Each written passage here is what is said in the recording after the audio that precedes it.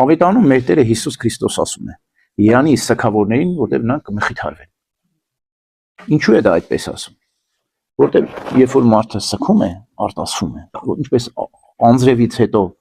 երկնքից արեգակն է ծագում, այդպես էլ սուքից հետո մխիթարությունն է ծագում, հա։ Եվ մենք երբ որ արտասվում ենք, մխիթարվում ենք, արտասուքը տարբեր տեսակի կարող լինի։ Կարող է զղջման արտասուք լինել։ Կարող է բարեխոսական արտասուք լինել, այսինքն կամ մենք մեր ցավն ենք ապրում, մեր մեղքերի համար ենք լացում արտասվում, կամ էլ ուրիշի ցավն ենք ապրում, ուրիշի մեղքերի համար ենք արտասվում, մխիթարում ենք, կամ էլ կարոտում ենք Քրիստոսին, կարոտում ենք երկնքի արքայությունը, հավիտենական կյանքը, ոչ մի ցավ չենք ապրում, ուրախության արտասուք, ասում են, չէ՞։ Այսինքն ուրախանում ենք երանության արտասուք է, փառք ենք տալիս, փառավորության, գոհության արտասուք է։ Փառք ես Տեր Աստված, որ մեզ փրկեցիր։ Փառք ես, որ խոստացար հավիտենական կյանքը, բայց մեղա մեր գործած մեղքերի համար, Տեր Հիսուս Քրիստոս, ողորմիր մեզ մեղավորնես։ Այս երեք արտասուքներն էլ առողջարար են, բժշկարար են։ Մեղքերի զղջման արտասուքը, բարեխոսական արտասուքը եւ ուրախության արտասուքը։ Սա մեզ մոտ ստացվում է, բայց արտասուքից հետո մենք էլ հանկարծակի մեր մոտ ինչ-որ բան կատարվում, հա։ Էլի մենք մրցնում ենք, էլի ամպերը հավաքվում են ու ամեն անգամ չեն կարող անձրև բերել, չէ։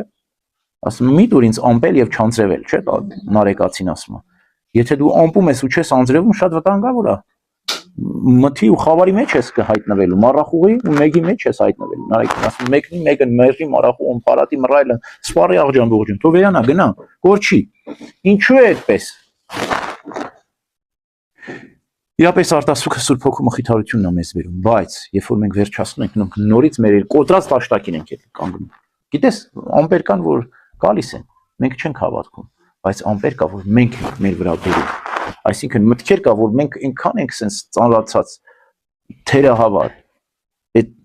հուսահատության մտքերը, մեր հավատքը մենք կորցնում ենք, երբ որ մենք այդ կուտակում ենք մեր գլխին։ Հատկապես ծանր վշտի պարագային են դրանք հավաքում մեր գլխին։ Ուրեմն բոլոր միջոցները պետք է գործադրենք ամպերը ցրելու։ Եթե մենք չենք կարող արտասվել, ուրեմն որոտում պետք է անենք, որոտումը տեսել եք, չէ՞, ամպը ցրող գործիքներ կան, հա։ Որոտումը ո՞րն է հառաչանքը։ Չես արտասում, բայց ներքից հառաչում ես։ Տեր Աստված, ցրիր ես մտքեր թող գնան, քեզ եմ ապավին։ Հառաչում ես, ցրում ես, աղոթքով վանում ես քեզանից, չեմ կարող հիմա, թող հեռու գնա ինձանից, չար խորհուրդ, հետո կհասկանամ։ Ինչու եղավ, չգիտեմ ինչու եղավ, հետո կիմանամ,